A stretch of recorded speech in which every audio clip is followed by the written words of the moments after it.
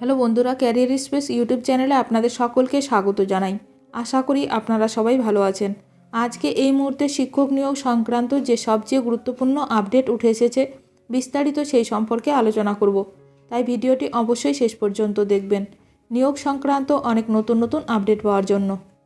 যারা চ্যানেলে নতুন তারা চ্যানেলটিকে সাবস্ক্রাইব করে পাশে থাকা বেল বাটনে প্রেস করে অল নোটিফিকেশানটিকে অন করে রাখবেন, কারণ এমন ধরনের লেটেস্ট আপডেট নিয়ে এই চ্যানেলে সবসময় ভিডিও আপলোড করা হয়ে থাকে। 50,000 শূন্য পদে স্বচ্ছভাবে শিক্ষক নিয়োগ করতে হবে। নতুন নিয়োগ নিয়ে যা জানা গেল। সমস্ত শূন্য পদে দ্রুত শিক্ষক নিয়োগের দাবি করলেন টেট উত্তীর্ণ চাকরিপ্রার্থীরা।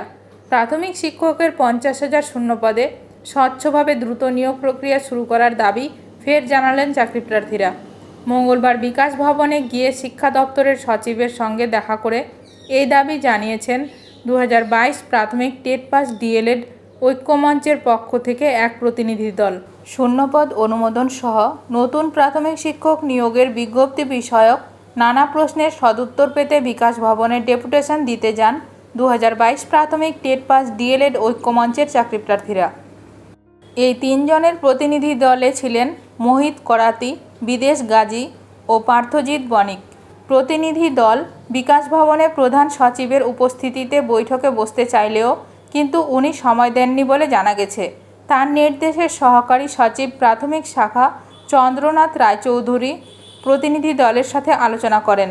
আলোচনায় শূন্যপদ সংগ্রহের কাজ হলেও সেটি শিক্ষামন্ত্রী ও শিক্ষা দপ্তরের কাছে এখনও অনুমোদনের জন্য পাঠানো হয়নি বলে জানা যায়। প্রতিনিধি দলের পক্ষে ক্ষোভ প্রকাশ করে বলা হয়, শুধুমাত্র প্রতিশ্রুতি নিয়ে বছরের পর বছর তাদের অপেক্ষা করতে হচ্ছে, নিয়োগ প্রক্রিয়া শুরু হচ্ছে না। অবিলম্বে 50,000 শূন্যপদে নিয়োগের দাবি জানাচ্ছেন চাকরিপ্রার্থীরা। এর আগে পর্ষদ সভাপতি গৌতম পাল জানিয়েছিলেন, চাকরিপ্রার্থীরা নতুন বিজ্ঞপ্তির দিনক্ষণ জানতে চান, সেটা এখনই দেওয়া সম্ভব নয়।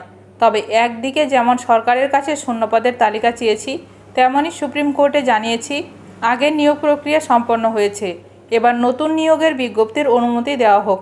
সুপ্রিম কোর্ট অনুমতি দিলে নিয়োগ প্রক্রিয়া শুরু হবে।